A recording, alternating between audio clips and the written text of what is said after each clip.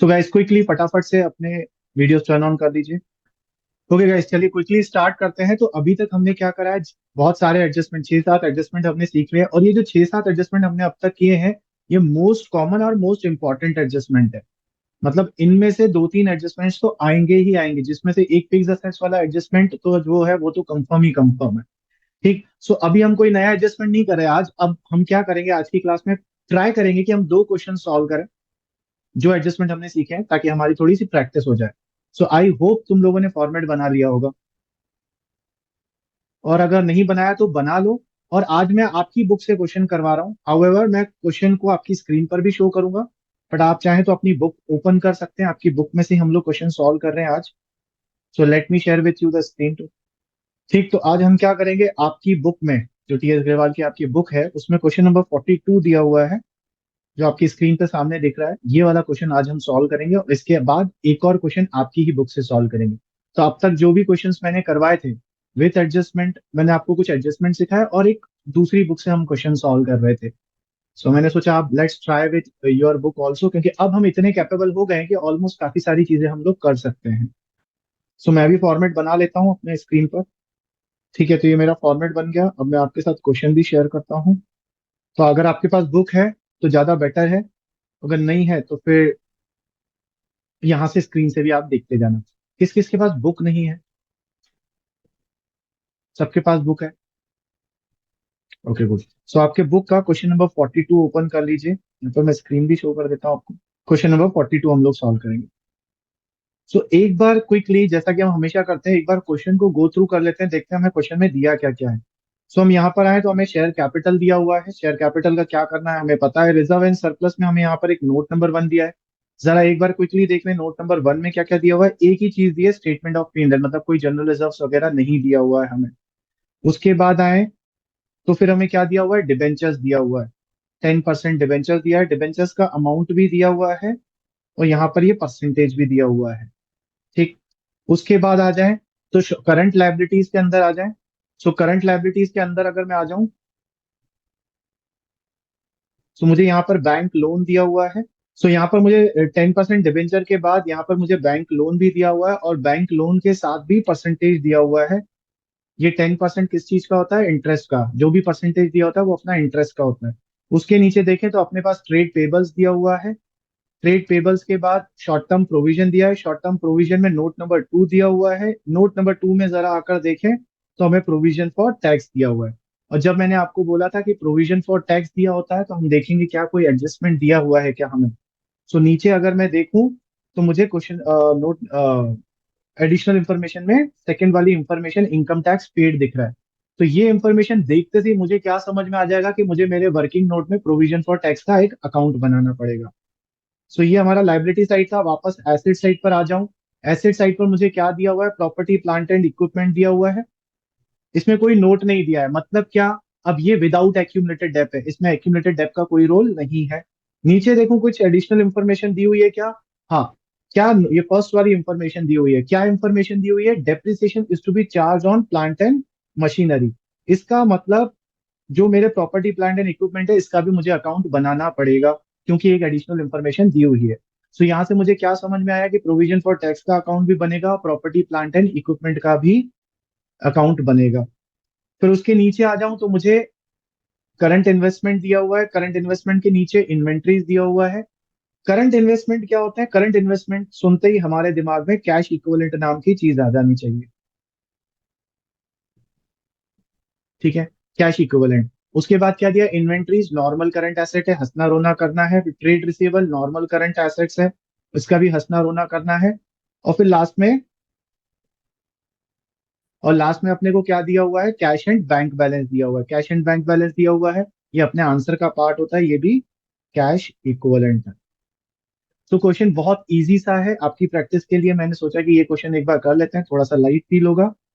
और नीचे इंफॉर्मेशन में आ जाए तो एक नोट दिया हुआ है, और इस नोट में किसकी इंफॉर्मेशन दी हुई है, डिविडेंड की इंफॉर्मेशन दी हुई है।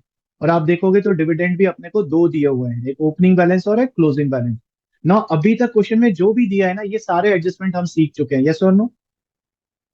ठीक है, तो चलिए इस क्वेश्चन को सॉल्व करना स्टार्ट करते हैं अपन लोग। तो हम लोग स्टार्ट कैसे करते हैं, बिल्कुल एक सीक्वेंस से स्टार्ट करते हैं। सबसे पहले अब मुझे क्या दिया हुआ है, सबसे फर्स्ट मुझे दिया हुआ है शेयर कैपिटल। सबसे पहले शेयर कैपिटल दिया हुआ है। शेयर कैपिटल में अगर आप देखोगे तो there is no change. So since यहाँ पर कोई चेंज नहीं है, इसका मतलब there is no inflow no outflow, इसे हम कहीं नहीं लिखेंगे। फिर मैं आ जाऊं रिजर्व एंड सरप्लस में, तो रिजर्व एंड सरप्लस का नोट नंबर 1 दिया हुआ है।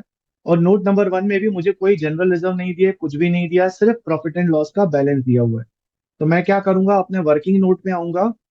यहाँ पर जहां मैंने करंट ईयर और प्रीवियस ईयर लिखा है, इसमें मैं लिख लूंगा करंट ईयर कितना है 8 लाख, प्रीवियस ईयर कितना है 3 लाख। यहाँ पर नेट आ जाएगा प्लस में 5 लाख। ठीक है, सो मैं करता जाता हूँ, या किसी को भी कोई भी डाउट हो उस वक्त स्टॉप करके मुझे अपने साथ लिखते भी जाइएगा, और कोई डाउट हो तो पूछते भी जाइएगा। क्योंकि ये सारे एडजस्टमेंट हम बार बार कर चुके हैं, और ये वाला क्वेश्चन आज उठाने का मेरा इंटेंशन ये था कि अभी तक मैंने आपको एडजस्टमेंट के साथ काफी हैवी हैवी क्वेश्चन करवाया। थोड़े लाइटर नोट पर अब हम प्रैक्टिस करना स्टार्ट कर देंगे, तो कॉन्फिडेंस भी हमारा बूस्ट हो जाएगा। Okay, share capital done, reserves and surplus done. उसके बाद क्या है, long term borrowings. Long term borrowings में आप देखो तो आपका ओपनिंग बैलेंस 7,50,000 है और क्लोजिंग बैलेंस निल है, जीरो। सो मेरा डिबेंचर जो है वो कम हो गया। क्यों कम हो गया, क्योंकि मैंने रीपेमेंट वापस कर दिया होगा पैसा। ठीक, डिबेंचर क्या होता है, हमारा फाइनेंसिंग एक्टिविटी होता है। तो मैं आऊंगा फाइनेंसिंग एक्टिविटी में, और यहां पर मैं लिख लूंगा रिडम्पशन ऑफ डिबेंचर। और कभी किसी को ऐसा समझ में नहीं आना आ रहा है कि सर मुझे इशू लिखना है कि रिडम्पशन लिखना है, तो आप सिंपल डिबेंचर भी लिख सकते हो। और मैंने कितने का पेमेंट किया है, 7,50,000 का रीपेमेंट किया है, तो ये आउटफ्लो होगा, इसलिए माइनस में मैंने लिख लिया 7,50,000। यहां तक कोई डाउट नहीं। उसके आगे आ जाए तो अब आपने ये अमाउंट तो सॉल्व कर लिया ये वाला, लेकिन अब हमें इस परसेंटेज के ऊपर भी ध्यान देना पड़ेगा। ये परसेंटेज किस चीज का होता है, इंटरेस्ट का होता है। और मैंने आपको इंटरेस्ट कैलकुलेशन में क्या बताया था, if there is no information then we will calculate the interest on opening balance. और अगर कोई इंफॉर्मेशन दी हुई है और वो क्लोजिंग डेट है तो ओपनिंग, ओपनिंग डेट है तो क्लोजिंग। तो जरा एडिशनल इंफॉर्मेशन में आए, क्योंकि हम ऑलरेडी क्वेश्चन पढ़ चुके हैं, तो ऐसी कोई इंफॉर्मेशन दी नहीं हुई है। It means there is no information. No information है तो कौन से बैलेंस पे कैलकुलेट करेंगे हम अपना इंटरेस्ट, ओपनिंग बैलेंस पे कैलकुलेट करेंगे। और ओपनिंग बैलेंस कितना है मेरा, 7,50,000। 7,50,000 का 10% विल बी 75,000। और इंटरेस्ट पे करना अपना फाइनेंसिंग एक्टिविटी होता है, तो मैं फाइनेंसिंग एक्टिविटी में आऊंगा, यहां पे लिखूंगा इंटरेस्ट ऑन डिबेंचर्स। और इंटरेस्ट पे करने से आउटफ्लो होता है, इसलिए माइनस में लिखूंगा 75,000। और ये यहाँ पर माइनस करा, सेम अमाउंट को ऑपरेटिंग एक्टिविटी में जाकर प्लस भी कर दूंगा, यहाँ पर interest on debenture. I am again saying, जिसको जहां पर डाउट हो वहीं पर ही आप अपना माइक ओपन करके मुझसे पूछ लीजिएगा। ठीक है, ये हो गई। सो हमने डिबेंचर्स का अमाउंट का भी कैलकुलेशन कर लिया और परसेंटेज का भी कैलकुलेशन कर लिया, तो ये काम खत्म हो गया। उसके बाद क्या दिया हुआ है, short term borrowings current liability में। अब कुछ कुछ बच्चे क्या करते हैं, सर ये करंट लाइबिलिटी में दिया हुआ है तो चलिए सर इसका हंसना रोना कर देते हैं। नहीं, बैंक लोन के साथ क्या लिखा हुआ है, बोरोइंग। बैंक लोन अपनी बोरोइंग्स होती है, और चाहे शॉर्ट टर्म बोरोइंग हो चाहे लॉन्ग टर्म बोरोइंग्स हो, borrowings are always part of financing activity. तो मैं क्या करूंगा, सबसे पहले तो फाइनेंसिंग एक्टिविटी में आ जाऊंगा। फाइनेंसिंग एक्टिविटी में मैं क्या करूंगा, देखूंगा मेरा लोन पहले 3,70,000 था, अब 2,50,000 हो रहा है, तो रिड्यूस हो गया। क्यों रिड्यूस हुआ होगा, क्योंकि मैंने क्या करा है, पेमेंट करा है। तो मैं क्या करूंगा, यहाँ पे लिखूंगा बैंक लोन रीपेड। कितना पेमेंट करा होगा हमने, 370 से 250 हो गया, तो कितना आएगा, 50,000 प्लस 70, 1,20,000 आएगा। सो 1,20,000 का मैंने रीपेमेंट करा है, माइनस में आ जाएगा 1,20,000। ठीक, ये तो हो गया अमाउंट का कैलकुलेशन। अब मैं आऊंगा इस परसेंटेज के ऊपर। ये परसेंटेज जो 10% दिया है, ये किस चीज का परसेंट है, ये इंटरेस्ट है। ठीक, अब इंटरेस्ट किस पे कैलकुलेट होता है, अगर there is no information, interest is always calculated on the opening balance. और इस क्वेश्चन में ऐसी कोई इंफॉर्मेशन अपने को नहीं दी हुई है, तो हम लोग भी किस पे कैलकुलेट करेंगे, ओपनिंग बैलेंस पे। ओपनिंग बैलेंस कितना है, 3,70,000। 3,70,000 का 10% कितना आएगा, 37,000।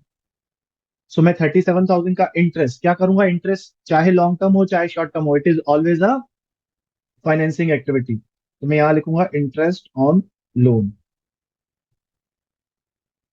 माइनस में 37,000, और इंटरेस्ट यहां पर माइनस किया है, सेम चीज को मैं क्या करूंगा, ऑपरेटिंग एक्टिविटी में जाकर यहां प्लस कर दूंगा, interest on loan 37,000।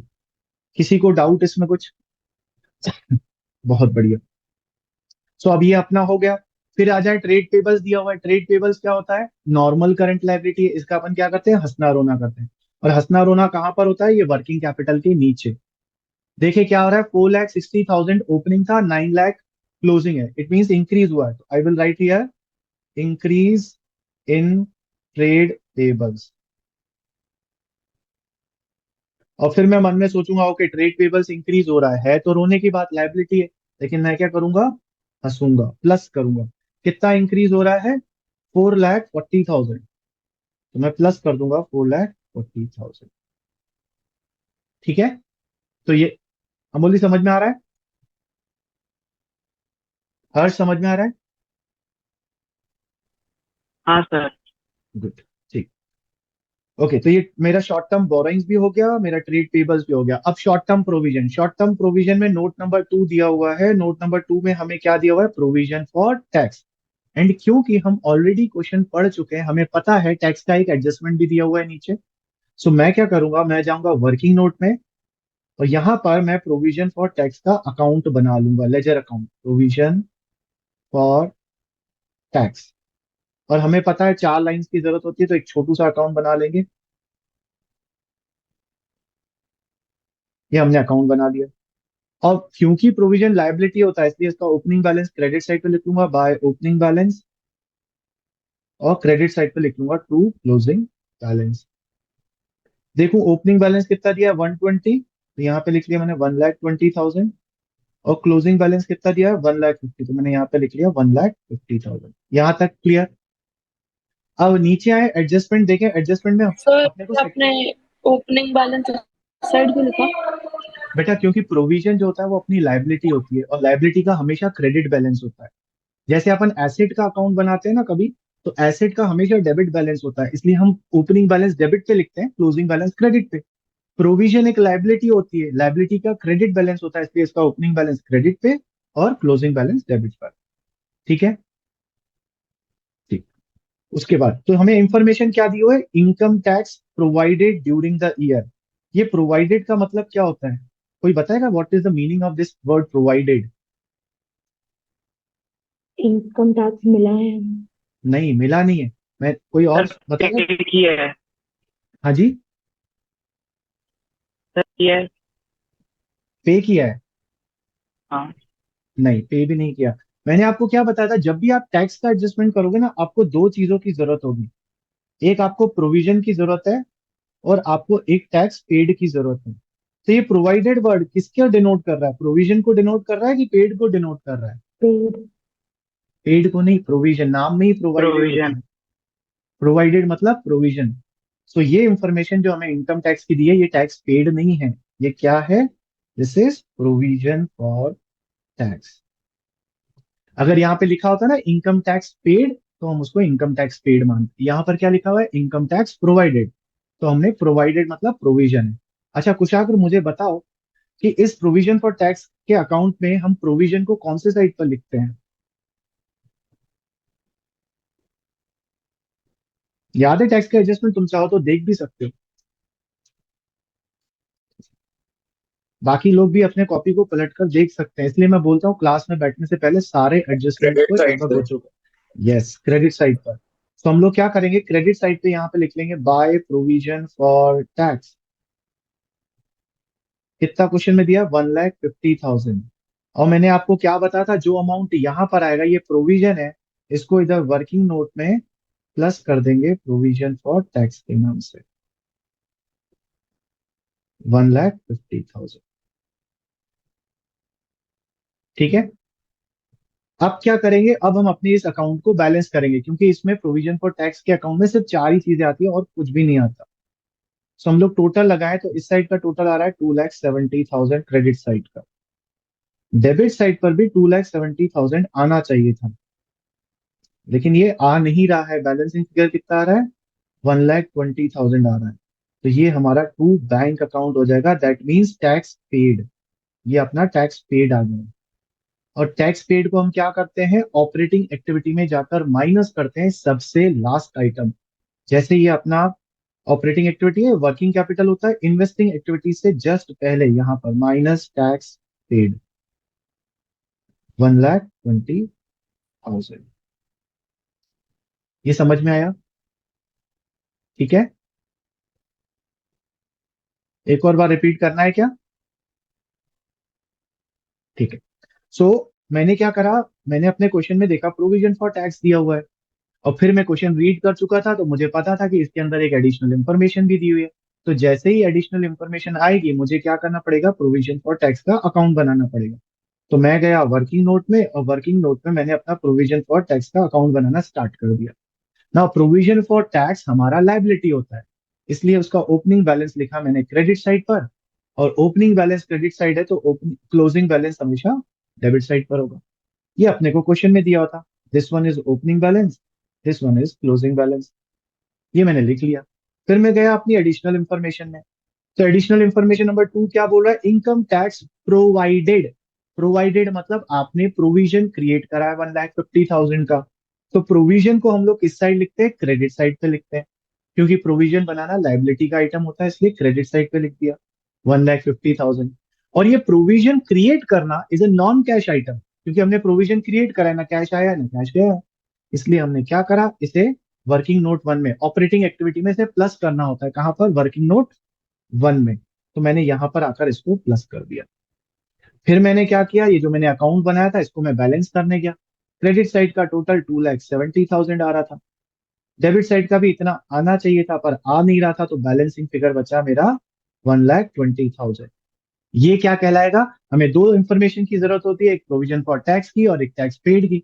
So provision for tax का इंफॉर्मेशन दिया हुआ था, तो बाकी जो बचा वो टैक्स पेड हो जाएगा। तो 1,20,000 टैक्स पेड हो गया।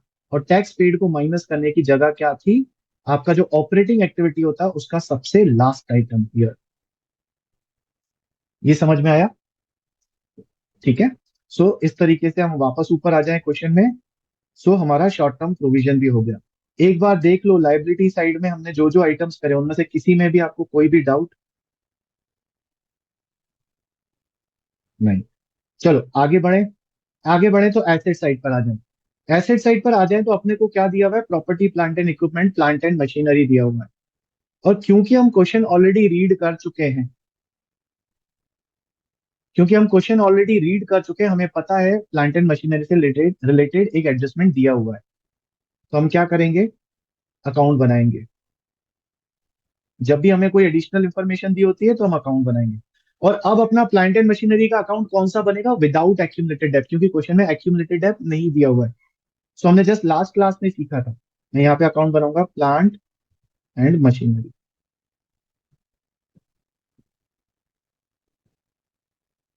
चार पांच लाइन की जरूरत होती है, मैंने यहाँ पर अकाउंट बना लिया। अब अमोली, प्लांट एंड मशीनरी जो होता है वो अपना एसेट होता है, और एसेट का बैलेंस डेबिट होता है, तो प्लांट एंड मशीनरी का ओपनिंग बैलेंस अपन डेबिट साइड पे लिखेंगे। प्रोविजन लाइबिलिटी था, इसलिए उसका ओपनिंग बैलेंस क्रेडिट साइड पे था। ये एसेट है तो इसका बैलेंस हम लोग डेबिट साइड पे लिखेंगे, टू ओपनिंग बैलेंस। और ऑपोजिट साइड पर आ जाएगा बाय क्लोजिंग बैलेंस। देखिए ओपनिंग बैलेंस कितना दिया, opening balance is given 13 lakh, और closing balance is given 6 lakh. ठीक, ये हमको कहानी दी हुई थी। अब जरा नीचे आकर देखिए तो क्या दिया हुआ है। नीचे आया है तो आपको बोल रहा है depreciation of ₹1 lakh has been charge to plant and machinery. तो हमने 1 लाख रुपीज का डेप्रीसिएशन लगाया है। और डेप्रीसिएशन को हम कौन से साइड पे रिकॉर्ड करते हैं, क्रेडिट साइड पे रिकॉर्ड करते हैं। ठीक है, तो मैं क्रेडिट साइड पे यहाँ पे लिख लूंगा बाय डेप्रीसिएशन 1 लाख। और कोई मुझे बताएगा आप में से कि डेप्रीसिएशन का एडजस्टमेंट कैश फ्लो में क्या होता है?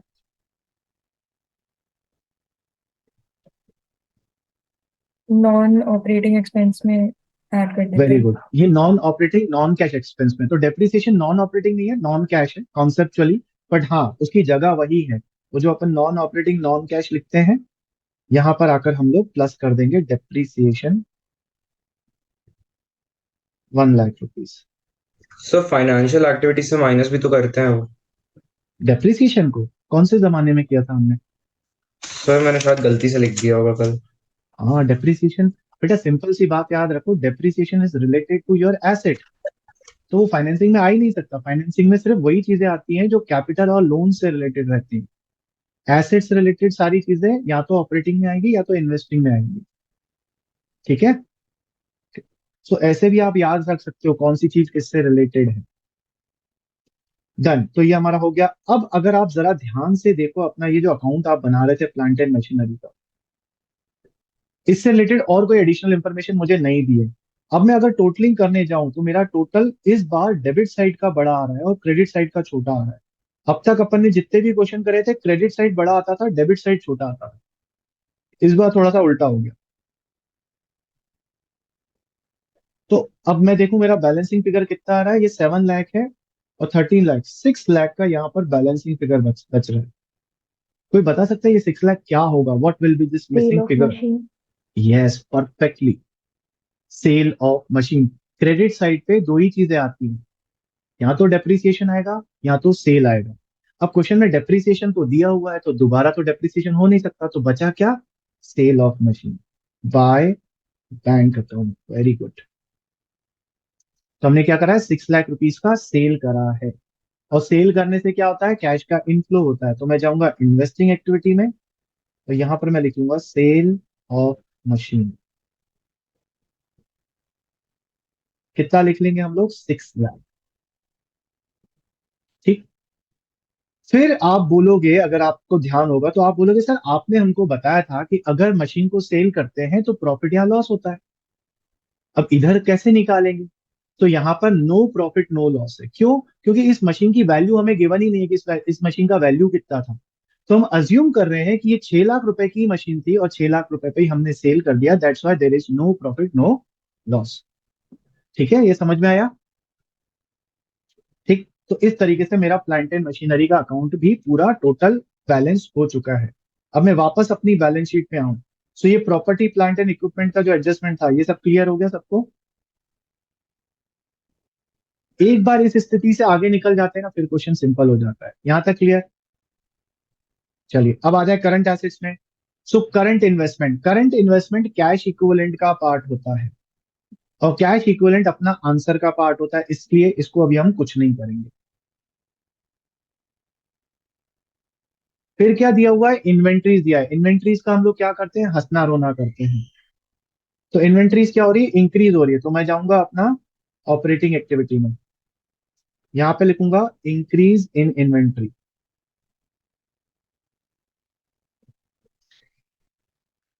Increase in inventory. अच्छा, इंक्रीज इन इन्वेंट्री है तो हंसने की बात, लेकिन अपन रोएंगे। देखिए कितना रोना है अपने को? 4 लाख रुपीज का रोना है। तो 4 लाख रुपीज माइनस कर देंगे। उसके बाद क्या दिया है? Trade receivables. अब ट्रेड रिसीवेबल में नोट दिया हुआ है, लेकिन इस नोट की हमको इतनी जरूरत है नहीं, अपन डायरेक्ट भी कर सकते हैं। सो देखिए ट्रेड रिसीवेबल क्या हो रहा है? ये भी इंक्रीज हो रहा है। तो हम लोग यहाँ पे लिखेंगे इंक्रीज इन ट्रेड रिसीवेबल्स। तो ये भी हंसने की बात है, लेकिन कितना डिफरेंस आ रहा है जरा कैलकुलेट तो करिए। 3,20,000 आ रहा है आई थिंक। तो माइनस का 3,20,000। कोई डाउट यहाँ पर? ठीक है। तो ये इन्वेंट्रीज भी हो गया, ट्रेड रिसीवेबल भी हो गया। उसके बाद क्या दिया है? कैश और बैंक बैलेंस। अब ये दोनों कैश इक्विवेलेंट के पार्ट रहते हैं, तो ये हमारे आंसर का पार्ट होगा। So it means balance sheet मैंने पूरी तरीके से कंप्लीट कर ली। जरा नोट्स में आ जाएं। ये हम रिजर्व कर चुके हैं, प्रोविजन कर चुके हैं, ट्रेड रिसीवेबल्स कर चुके हैं, एडिशनल इंफॉर्मेशन नंबर 1 कर चुके हैं, एडिशनल इंफॉर्मेशन नंबर 2 कर चुके हैं। बच क्या गया? ये नोट बच गया। ये नोट किस चीज का है? प्रपोज डिविडेंड का। और प्रपोज डिविडेंड का एडजस्टमेंट मैंने आपको क्या बताया था? इसमें दो बैलेंस दिए होंगे, क्लोजिंग और ओपनिंग। तो क्लोजिंग वाले को हम लोग इग्नोर कर देते हैं। तो dividend of was proposed during 2022-23 was paid during the year ended 31st March 24 और dividend of 4 lakh was proposed for, मतलब ये वाला जो 4 लाख है ये क्लोजिंग बैलेंस है, क्योंकि ये 2024 का है। तो क्लोजिंग बैलेंस को तो अपन इग्नोर कर देते हैं। तो अपन को कि हम लोगों को किस चीज से मतलब है, 3 लाख रुपीज से मतलब है ना। इस 3 लाख रुपीज को हम क्या करेंगे, इसका हमने क्या पढ़ा था कि इसको सबसे पहले तो फाइनेंसिंग एक्टिविटी में माइनस करेंगे, डिविडेंड पेड को 3 लाख। और दूसरा काम क्या करेंगे, ऑपरेटिंग एक्टिविटी में ये जो वर्किंग नोट बन रहा है इसमें जाकर प्लस कर देंगे डिविडेंड पेड।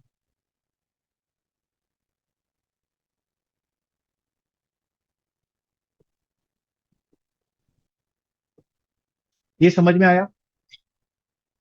इस तरीके से अपना पूरा क्वेश्चन फाइनल हो चुका है। सो अब क्या करिए, अब देखिए कुछ बचा नहीं, अब अपने को इसका काम नहीं है क्वेश्चन का। अब क्या करिए आप, 2 मिनट आप इसको टोटलिंग लगाइए, सब हर चीज की टोटलिंग लगाइए। सबसे पहले आप किस चीज की टोटलिंग लगाएंगे? आप सबसे पहले ये जो वर्किंग नोट किया है ना इसका टोटल लगाएंगे। 5 लाख प्लस 1,50,000 प्लस 950। टोटल कितना आ रहा है? 5, 6 लाख, 9 लाख, 9,50,000 ये टोटल आ रहा है। इसको मैं यहां पर जाके लिख लूंगा 9,50,000। अब मैं टोटल लगाऊंगा ये वर्किंग कैपिटल का। तो जरा मैं भी आपके सामने कैलकुलेटर निकाल लूंगा, आप भी कैलकुलेट करिए। 9,50,000 प्लस 75,000 प्लस 37,000 प्लस 1 लाख, 11,62,000। तो मैं यहाँ वर्किंग कैपिटल का आंसर आ गया 11,62,000। फिर इस 11,62,000 में प्लस करूंगा 4,40,000, माइनस करूंगा 4 लाख और माइनस करूंगा 3,20,000 और फिर माइनस करूंगा 1,20,000। सो मेरा फाइनल आंसर जो आ रहा है वो पॉजिटिव आ रहा है 7,62,000। ठीक है, इतना है आपका आंसर। तो आपकी स्क्रीन आगे पे दिख इन्वेस्टिंग रहा है। एक्टिविटी का जो टोटल बहुत डिफिकल्ट है, 6 लाख प्लस का आ रहा है। पहली बार कोई ऐसा क्वेश्चन कर रहे हैं जहां इन्वेस्टिंग एक्टिविटी का आंसर जो है हमारा प्लस में आ रहा है। फिर आ जाए फाइनेंसिंग एक्टिविटी में। फाइनेंसिंग एक्टिविटी देखें तो -7,50,000, 3 लाख प्लस का है, बाकी सब चीजें माइनस है। -37,000, -1,20,000, तो थ्री लाख -75। भी माइनस में आएगा ना, हाँ जी, क्योंकि पे किया है, डिविडेंड पे एक किया है, तो 3 लाख भी माइनस आएगा। फिर से बोलो। 3 लाख भी माइनस में आएगा ना, क्योंकि डिविडेंड पे किया है हमने। ओ हाँ, सॉरी सॉरी सॉरी सॉरी, मैंने ब्रैकेट लगाना भूल गया।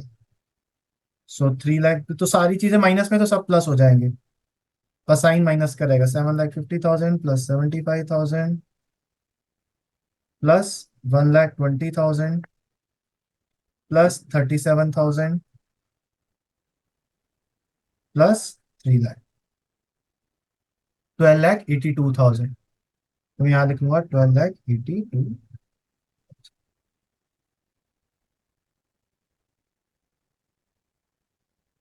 ठीक है, सबके ये फाइनल आंसर आ गए। अब हम क्या करेंगे, ये जो 3 फाइनल आंसर आए उनका टोटल लगाएंगे, माइनस में आया है।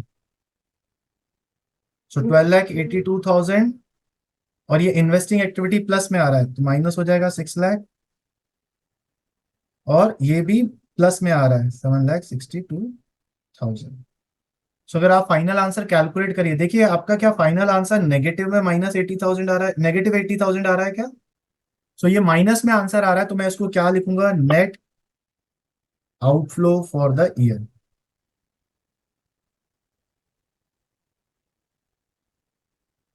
अब हम क्या करेंगे, इसमें ऐड करेंगे, क्या ऐड करेंगे, opening balance of cash and cash equivalent. और अगर मैं क्वेश्चन में देखूं तो मुझे कैश इक्विवेलेंट दो चीजें दी हुई थी। देखिए, एक करंट इन्वेस्टमेंट है और एक कैश एंड बैंक बैलेंस है, तो दोनों का ओपनिंग बैलेंस। सो कैश का बैलेंस 40,000 और इन्वेस्टमेंट का बैलेंस 10,000, तो 40,000 और 10,000 इन दोनों को प्लस कर दूंगा।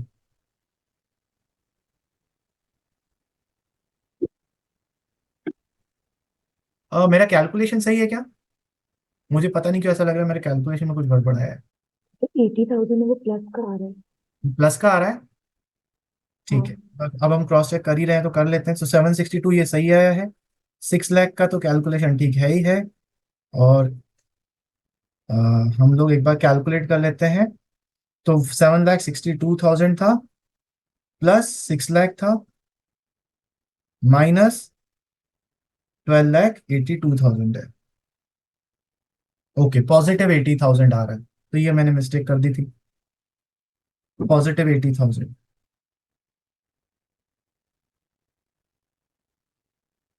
हम लोग इसको पॉजिटिव लिख लेते हैं। और अब इनफ्लो नहीं आएगा, आउटफ्लो आएगा।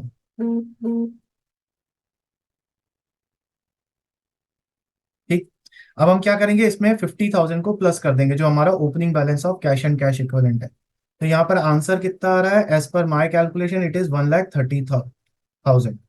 It should be equals to your closing balance of cash and cash equivalent. अब जरा हम अपने कैश इक्विवेलेंट्स का क्लोजिंग बैलेंस देख लें। तो एक 1 लाख था और एक 30,000, तो ये 1,30,000 हो रहा है। इट मीन्स हमने सब कुछ सही किया है। ठीक है, समझ में आया? सबको क्लियर है? क्या अभी आपको थोड़े थोड़े एडजस्टमेंट क्लियर हो रहे हैं कि कौन सी चीज कहाँ जा रही है और कैसे फ्लो बन रहा है हमारा? आई होप पहले से थोड़ा सा कॉन्फिडेंस आप लोगों का बढ़ा होगा। ठीक है, वो तो क्लास जब तक चैप्टर खत्म होगा तब तक फिर हम ऑलरेडी वो कॉन्फिडेंस हमारा बहुत ज्यादा बूस्ट अप हो ही जाएगा। जितने नंबर ऑफ क्वेश्चंस हम प्रैक्टिस करेंगे उतना हमारा कॉन्फिडेंस बूस्ट अप हो जाएगा। अब मुझे ईमानदारी से बताइए, हर्ष को छोड़ दो तो बाकी सब ने क्या जो क्वेश्चन हमने लास्ट क्लास में किया था वो आपने प्रैक्टिस करा था दोबारा? किस किस ने यस। करा था? उसके बाद वाला क्वेश्चन करा था नित्य? चलो ठीक है, वो वाला करा था पक्का? कुशाग्र तूने करा था?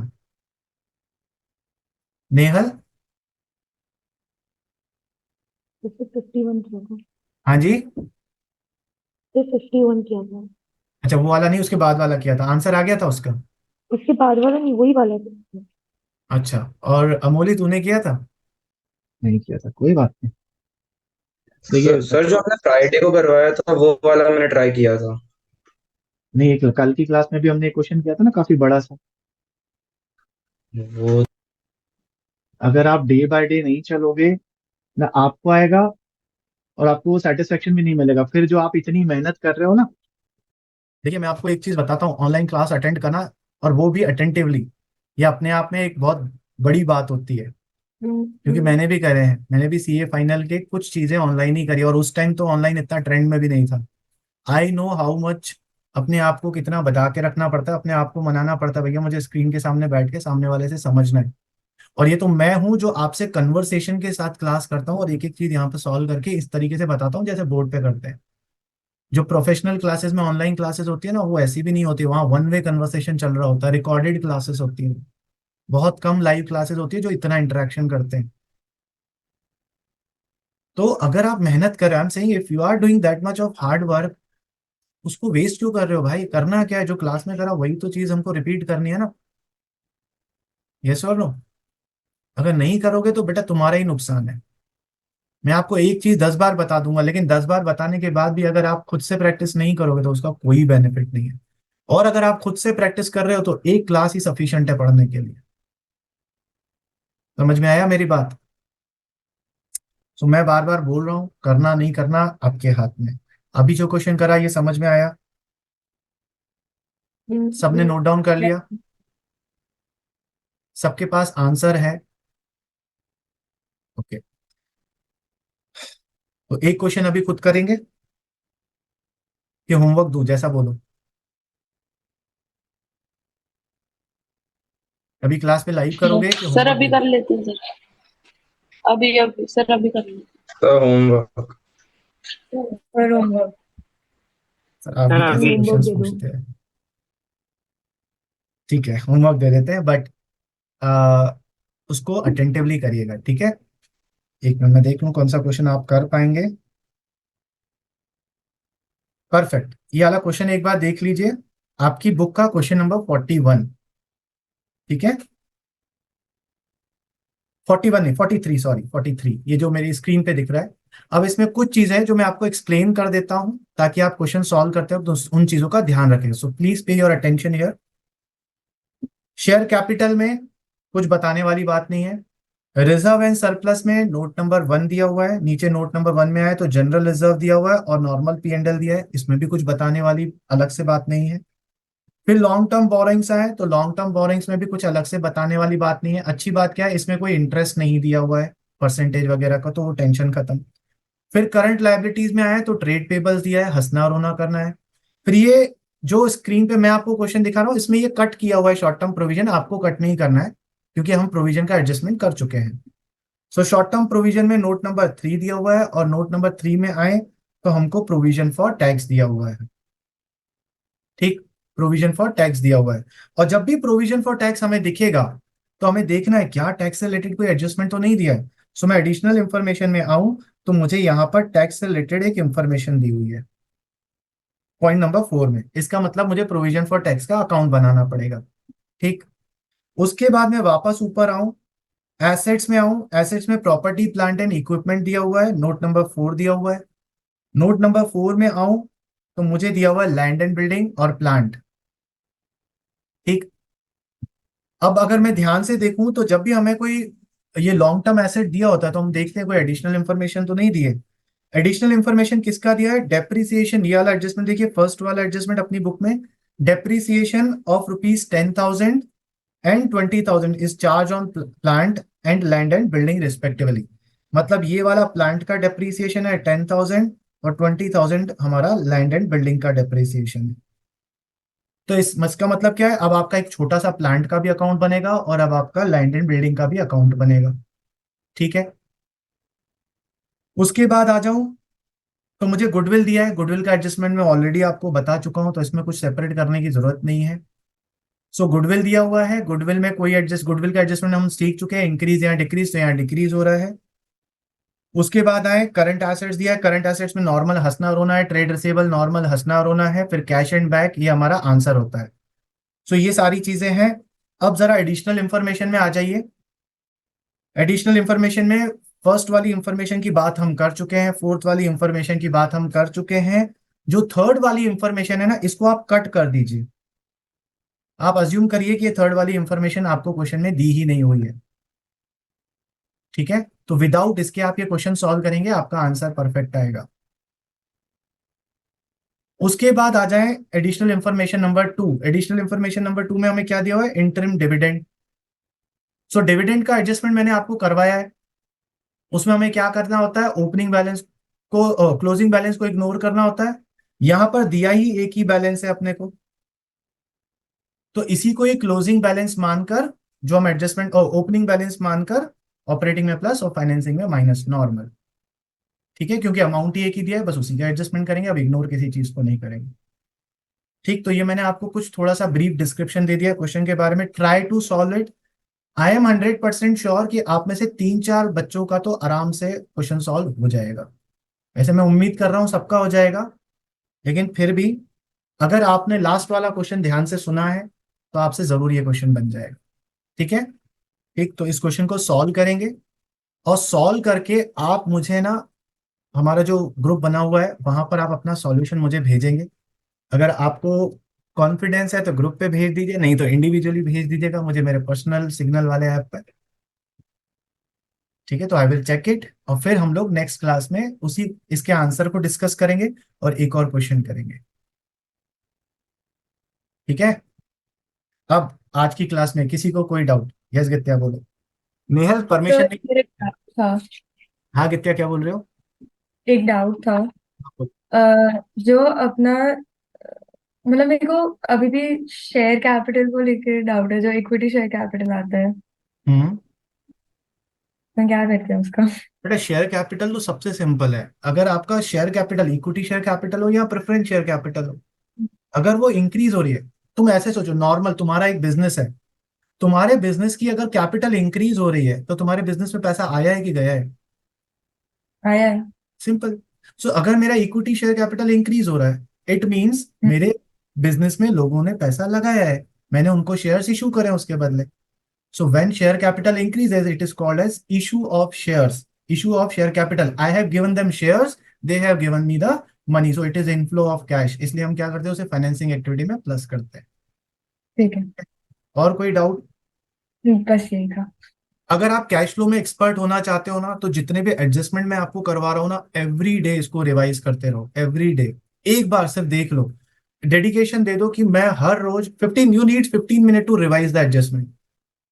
हर दिन अगर ये तुमने एक हफ्ते तक ये प्रैक्टिस कर लिया ना, कैश फ्लो में तुम कहीं नहीं जा रहे. फुल 100% मार्क्स आते हैं इसमें. अपने सीनियर्स से पूछ लेना कि कैश फ्लो क्वेश्चन आया कि नहीं आया. सर कैश फ्लो तो पूरा कंप्लीट करके आए आए. फ्री फोकट के हमारे 6 से 8 मार्क रहते हैं. ये आपको अभी लग रहा है कि यार सर आप तो ऐसे ही बोल रहे हो और ऐसे ऐसे. भैया इनिशियल स्टेजेस में हो, ठीक है ना. मतलब तुम एक 11th पढ़कर आए हो, और 11th के सिलेबस और 12th के सिलेबस में पहली बात फर्क है. दूसरी बात, 11th में तो हम वैसे ही हवा में उड़ रहे थे कि हम मतलब क्या ही हैं, तो क्या किया नहीं किया कुछ पता नहीं है. सो जब आप हवा से उड़ते हुए धड़ाम से जमीन पे गिरोगे तो थोड़ा तो दर्द होगा ना. ठीक है, तो don't worry. I am saying ना, अगर मैं आपको ये बोल रहा हूँ ना कि ये इजी है, तो ये इजी ही है. और मैं आपको दिलासा देने के लिए नहीं बोल रहा हूँ. But since you are doing it for the first time, आपको थोड़ी मेहनत तो करनी पड़ेगी. प्रैक्टिस तो आपको करना पड़ेगा. Practice makes a man perfect. Women also, I am not a gender biased. तो मैन मतलब सब आ जाते हैं, नहीं तो फिर बोलेंगे कि सर आप ना तो वुमेन के नाम क्यों नहीं ले रहे. सो गित्या, तुम डांस करती हो ना, तो अगर तुम्हारे टीचर्स जो भी सिखाते हैं वो तुम्हें एक मूव सिखाएं, एक ही बार में हमको आ जाएगा क्या? How many times we practice it, then वो परफेक्शन आता है. और जब एक बार आ जाता है फिर फ्री फ्लो हो जाता है. अमोली बास्केटबॉल खेलती है. मुझे अमोली ने, जब हम लोग ट्रिप पे गए थे तो मुझे बास्केट करना सिखाया था. उसने मुझे बताया था कैसे पकड़ते हैं और कैसे थ्रो करते हैं. अमोली याद है? मुझसे नहीं हो रहा था, तुम्हारे एक बार बताने से नहीं हुआ. लेकिन यहाँ पर अब मैं कहीं खेलने, मैं ग्राउंड पे जाता हूँ तो मैं वही ट्रिक को करता हूँ. अब मुझसे बास्केट होने लगा है. But how many times we have to practice it. एक सिंपल सा बास्केट करने के लिए मुझे कम से कम उसको 50 टाइम प्रैक्टिस करना पड़ा. ये तो फिर भी कॉन्सेप्चुअल चीज है. प्रैक्टिस में, तो मैं क्लास में स्कूल में भी अभी क्या बोला था, प्रैक्टिस इट, प्रैक्टिस इट. एक चीज को 3 बार प्रैक्टिस करो, खत्म कहानी. ठीक है, चलिए. तो आज का भाषण और यहीं पे खत्म करते हैं. सो सबको हैप्पी चेटी चांद, और कल के लिए सबको बहुत बहुत ईद मुबारक. आज के लिए इतना ही करते हैं. हरे कृष्णा.